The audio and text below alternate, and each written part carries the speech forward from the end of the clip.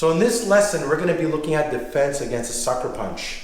Now, I've seen quite a bit of videos on YouTube, an attack on women, where the guy is walking up to her, he's talking to her, maybe not threatening her, and then boom, sucker punches, knocks her out. So we looked at, through the series, we're going to be looking at several defense. A lot of them, again, I keep talking about awareness. We're going to be looking about how to keep your hands up, how to cover your angles and be able to defend against a sucker punch. So if, let's say, I'm talking to Candace right now, she's at the bus stop, maybe she's waiting for a cab or whatever, and I'm talking to her, I'm like, hey baby, what's going on? What's your name?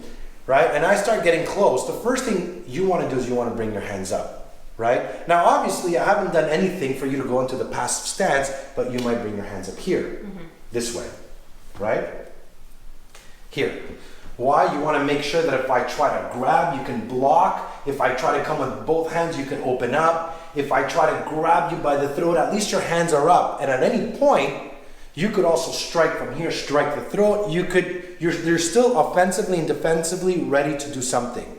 Now, if I started getting really close, from there, she would transfer to the passive stance, right? From there, this is the passive stance. So what I'm doing is I'm creating distance between me and my attacker. So let's say this is 90 degrees. You're a little bit more wide than 90. Reason why you want to have enough kick where you can strike, but you want to be far enough where you could create space between me and my attacker. Meaning if I'm here and her hands are down, it's easy for me to grab her in a headlock, I could headbutt her, I can strike her from close. It's a lot harder from over here because I'm going to be more telegraphic. So you can transfer your weight from here to opening it up over here. Again, right? The second thing that's very important is that wherever I'm walking, here, you're always following me. The most important thing, never allow your attacker, so come over here, stay here Candace, don't put your hands out, don't move, never let your attacker get off this angle, because from here it's easy for me to choke you, to stab you, chest to back. So wherever you are, put your hands like this, it's like a radar. Wherever I move, follow me, wherever I move, you always want to make sure you keep me in this space, right? Because you don't want to allow the person to get you off the side, or try to get chest to back.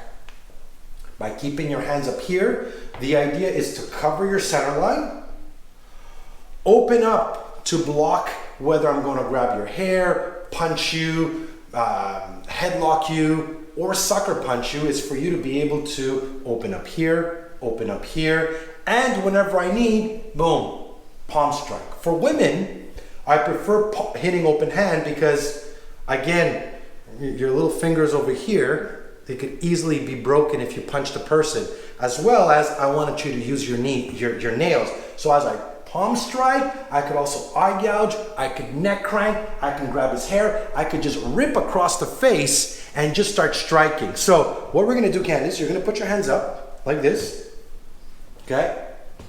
This leg forward, so always one leg forward when you're talking like you're very natural. I'm gonna try to grab the back of your neck. So if I do this, good. If I go both hands, that's what you want to do. You want to make sure that the person doesn't get close. Now we're going to move around. So if we move around and I'm doing this, and I do this, boom, good. If I do this, or if I'm moving here, now you move the other way, good. Now if I'm going to attack her with a sucker punch, move a little bit more back, if I'm gonna attack her with a sucker punch, because her hands are up, she's always moving, I'm gonna have to be more telegraphic. As well, the first thing you should be looking at, Candace, are my hands. Does he have a weapon? Is he holding a knife? Are there multiple attackers? You gotta take all that, right? Now, if I do this, your next move is palm strike, right underneath the jaw. You can strike the throat, you can go into the eyes. So if I did this, boom, exactly what I want to see, okay? Now if I got close and I started doing this and you got scared at any point, you could just step in with something, boom, palm strike right to the face, right? You got to keep it simple. You want to strike the vital targets, strike the eyes, strike the throat, strike the groin. You want to keep it as simple as possible. So when we're looking at sucker punch, you're looking at keeping your hands up, keeping those angles, understanding how to cover distance, following your attacker, and when you need to go preemptive, you go preemptive. And if he goes hands up, if I do this, a little bit more out, Candace, if I try to grab here, block, block. So great drill is just, you know, if you're doing this with a girlfriend or a friend, say I'm gonna try to grab the back of your neck, boom, boom, both hands. Really, don't let me grab it. That's it, boom. You wanna step into it. Boom, that's it, step into it, step into it, step into it. Great, good, you feel that, right?